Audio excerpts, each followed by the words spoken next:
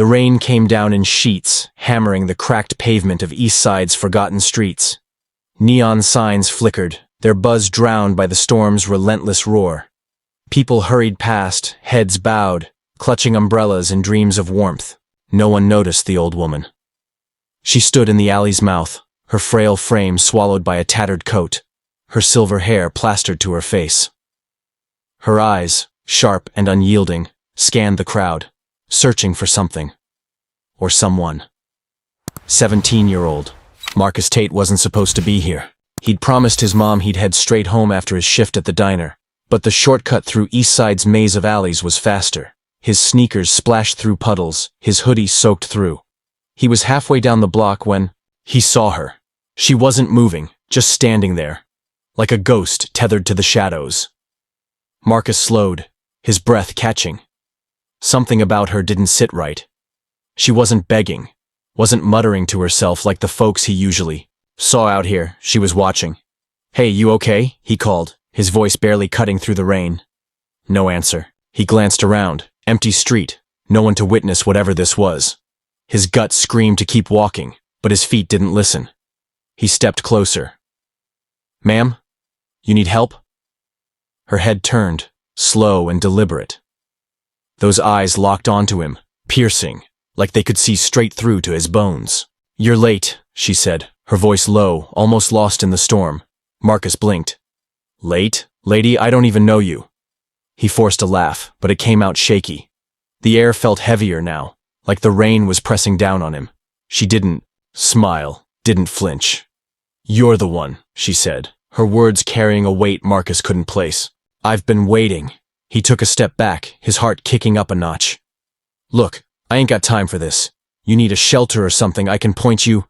"Take my hand," she interrupted, extending a trembling, bony hand. Her fingers were adorned with rings, their gems catching the dim streetlight in a way that didn't make sense for someone dressed like her.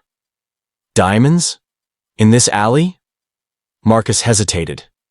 Every instinct told him to bolt, but those eyes held him, daring him to move. He didn't know why, but he reached out, his calloused hand closing around hers. Her grip was surprisingly strong, like she was anchoring herself to him. The moment their hands touched, the rain seemed to quiet, the world narrowing to just the two of them. "Walk with me," she said, already moving, pulling him deeper into the alley. "Whoa, hold up," Marcus stammered, but he didn't let go. "Where we going? You got a name?" "Eleanor," she said, not looking back. "And you're Marcus Tate, born July 12th, raised by your mother in a 2-bedroom on Carver Street. You dream of leaving the city, but you stay for her." His stomach dropped. "How the hell do you know that?" He yanked his hand free, stopping dead. The alley was darker now, the walls closing in. "Who are you?" Eleanor turned, her face unreadable. "I know many things, Marcus. I've watched this city for decades, seen its heartbeat and break. I've been waiting for someone like you, someone who sees what others ignore." He shook his head, his pulse racing. "This is crazy. I'm out." But as he turned to leave, her voice stopped him cold. "You want to know why I'm here, don't you?" she said, a faint smile curling her lips. "You want to know why a woman like me, with nothing but rags and rings, is standing in the rain, waiting for a boy like you?" Marcus froze. She was right. He did want to know. Against every shred of common sense, he turned back. "Fine. Talk." She stepped closer, her voice dropping to a whisper. "I'm not what I seem, Marcus. This coat, this alley, it's a test. A disguise. I'm Eleanor Vaughn, and I own half this city. Buildings, businesses, secrets, billions, Marcus. More money than you can dream of." He laughed, sharp and disbelieving. "Yeah, right. You're a billionaire, and you're hanging out in a dumpster alley? Come on, lady." Her eyes didn't waver. "I built my empire from nothing. No one handed me anything. But wealth, it blinds you. It makes you forget what matters. I needed to see who still looks, who still cares. And you, Marcus, you looked." His throat tightened. This was insane, but something in her voice, in the way she carried herself, made him doubt his doubt. "So what? You're like testing me. Why?" Because I'm dying, she said flatly. And I have no one. No family, no heirs, just an empire and a choice. I've been watching people for months, Marcus. They walk past, they ignore, they forget. But you stopped. You took my hand, his mind reeled. You're saying, what? You want to give me your money? The words felt ridiculous coming out of his mouth. Not give, she said, her voice sharp. Earn. Prove you're worthy of it. There's a task, Marcus. One task. If you succeed, everything I have is yours. If you fail. She trailed off, her eyes darkening. You won't like what happens. He stared at her, the rain soaking through his clothes, his heart hammering. What kind of task? She reached into her coat and pulled out a small, ornate key, its surface etched with symbols he didn't recognize. There's a building at the edge of the city. Abandoned, or so people think. Inside is a vault. This key opens it. What's inside? That's for you to discover. But know this. It's not just money. It's power. And it's dangerous. Marcus's mouth went dry. Dangerous how? Her smile was grim. The kind that changes you. The kind that tests who you are. You have until midnight tomorrow. After that, the key won't work. The vault will stay locked forever. He took the key, its weight heavier than it should have been. Why me? I'm nobody. You're wrong, she said softly. You're the only one who saw me. She turned, walking back into the alley's shadows. Wait! Marcus called, but she was gone, swallowed by the dark. He stood there, the key burning in his hand, the rain pounding down. His mind screamed that this was a scam, a trick, but his gut told him otherwise. Eleanor Vaughn. He'd never heard the name, but those rings, that voice, they weren't fake. He didn't sleep that night. He sat in his room, the key on his desk, staring at it like it might vanish. His mom was asleep in the next room, her cough worse than ever. The diner barely paid enough for rent, let alone her meds. If Eleanor was telling the truth. He shook his head. It was crazy. But what if? By morning, he'd made up his mind. He skipped school, took the bus to the city's edge, where the buildings turned to ruins. The address Eleanor had whispered was seared into his brain. 47 Hollow Road. The place was a wreck, boarded windows, graffiti crawling up the walls. It looked like it hadn't been touched in decades. He clutched the key, his heart pounding, as he pried open the rusted door. Inside, the air was thick with dust, the floor creaking under his weight. A faint hum filled the space, like the building was alive. He followed Eleanor's instructions. Down the hall, third door on the left, a staircase to the basement. Each step felt like a choice, like he was walking towards something he couldn't undo. The basement was colder, darker, the hum louder now. At the far end was a steel door, its surface smooth except for a small, intricate lock. Marcus's hand shook as he slid the key in. It fit perfectly. He turned it, and the door clicked open with a sound that echoed like a gunshot. Inside was no ordinary vault. The room was massive, its walls lined with shelves, books, files, strange artifacts glowing faintly in the dark. In the center was a table, and on it a single envelope. His name was written on it in elegant script. He tore it open, his hands trembling. Inside was a letter, and as he read, his blood ran cold. Marcus, if you're reading this, you've passed the first test. The vault is yours, but its contents come with a price. My empire was built on secrets, secrets that can topple governments, ruin lives, or change the world. You hold them now, but you're not alone. Others know of this place. They'll come for you. They'll kill for it. Choose wisely what you do next. The key will guide you, but only once more. Eleanor. His breath caught. Footsteps echoed above, heavy and deliberate. Someone was in the building. He shoved the letter into his pocket, his eyes darting to the shelves. Secrets worth killing for. Power he didn't understand. And a key that could unlock more. The footsteps grew louder. Marcus gripped the key, his heart racing. He wasn't ready for this, but it was too late to turn back. Marcus's breath hitched as the footsteps above grew closer, each thud reverberating through the vault's steel walls. The air was thick, suffocating, the hum from the artifacts pulsing like a heartbeat. He clutched the key, its edges biting, into his palm and scanned the room. Shelves loomed around him, packed with leather-bound books, sealed files, and objects that seemed to shimmer with a life of their own. A glass orb swirling with smoke, a dagger with a hilt carved like a serpent. Eleanor's letter burned in his pocket. "They'll come for you. They'll kill for it." The footsteps stopped. Silence pressed in, heavier than the noise. Marcus's eyes darted to the vault door, still ajar. He could run, ditch the key, pretend. This never happened.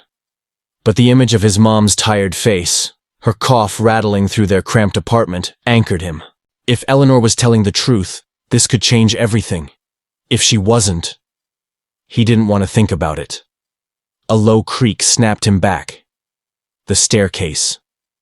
Someone was coming down. His heart slammed against his ribs as he ducked behind. A shelf. The orb's faint glow casting jagged shadows. He held his breath, peering through a gap. A figure emerged into the basement. A man, tall, broad-shouldered, his face hidden under a hood. He moved with purpose, his boots silent now, like a predator stalking prey. In his gloved hand was a gun, its barrel glinting in the dim light. "Boy," the man's voice rasped, low and deliberate. "I know you're here. Come out, and this'll... Be quick." Marcus's stomach twisted. How did he know? Had Eleanor set him up? His mind raced, piecing together her words. A test. Prove you're worthy. This wasn't just about the vault, it was about surviving it. The man stepped closer, his gun sweeping the room. "You don't know what you're holding," he said, his tone almost conversational. "That key, it's a death sentence. Hand it over, and you walk away." Marcus's grip tightened on the key. Walk away? To what?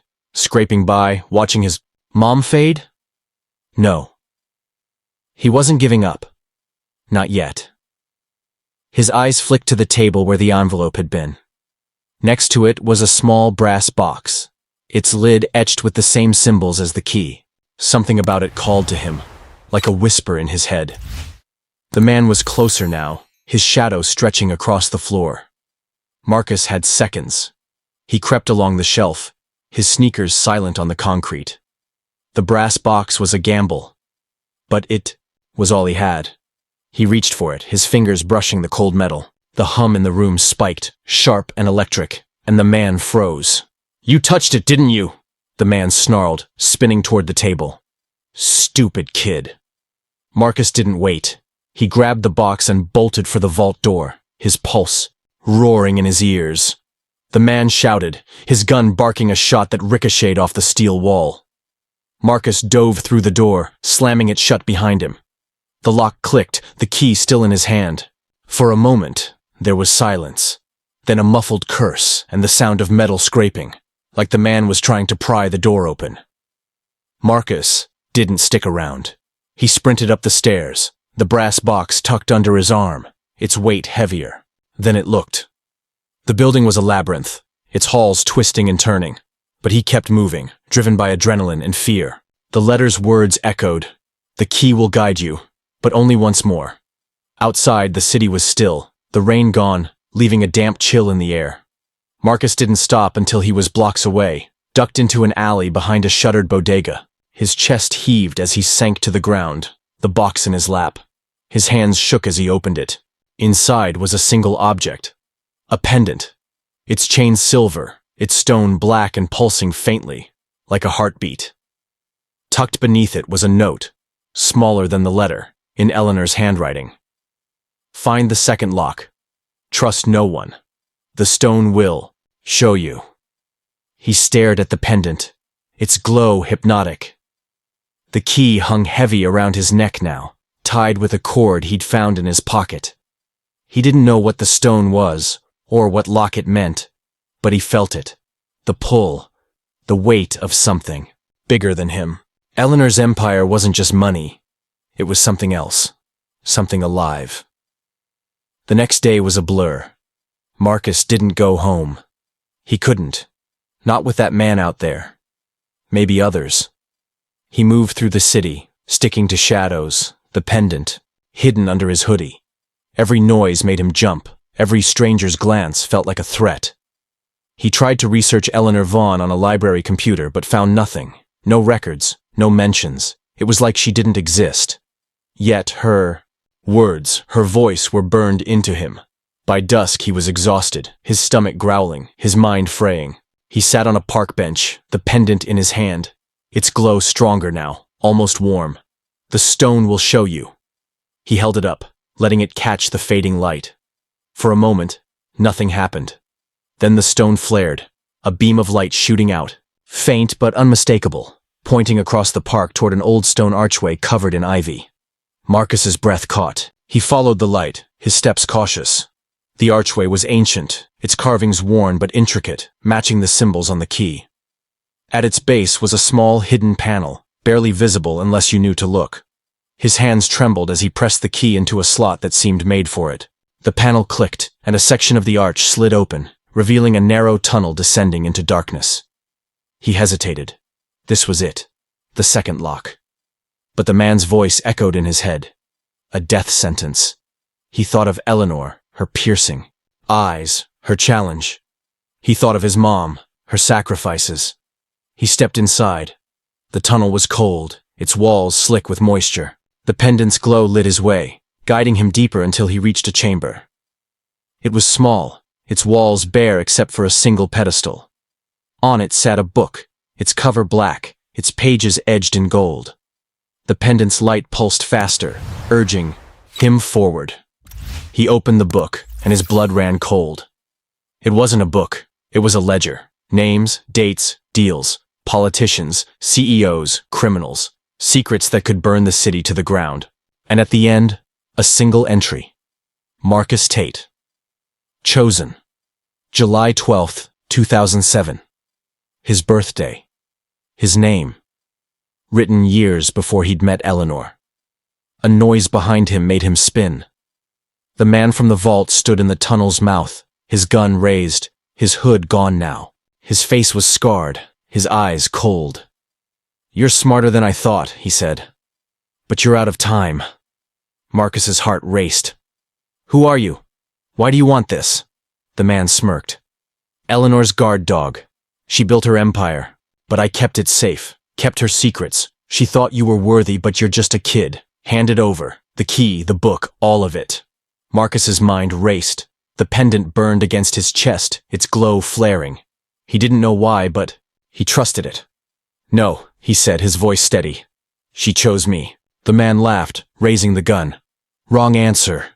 But before he could fire, the pendant erupted, a blast of light filling the chamber. The man screamed, staggering back, his gun clattering to the ground. Marcus didn't hesitate. He grabbed the book and ran, the tunnel collapsing behind him, the pendant's light guiding him out. He emerged into the park, gasping, the book heavy in his arms. The archway was sealed, the tunnel gone, like it had never existed. He was alone, the city's hum distant and unreal. The pendant was dark now, its power spent. But the key still hung around his neck, and the book was his. Days later, Marcus sat in a cheap motel, the book open on the table. He hadn't gone home yet. Couldn't. Not until he understood. The ledger's secrets were real. He'd already seen one name on the news, a senator, exposed for corruption, his career in ruins. Marcus hadn't done anything.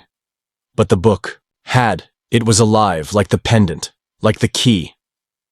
Eleanor was gone, but her empire was his now. The weight of it terrified him, but it also lit something inside him. He wasn't nobody anymore. He was the one who saw, the one who chose to act. He closed the book, his mom's face in his mind. He'd go home soon, but not yet.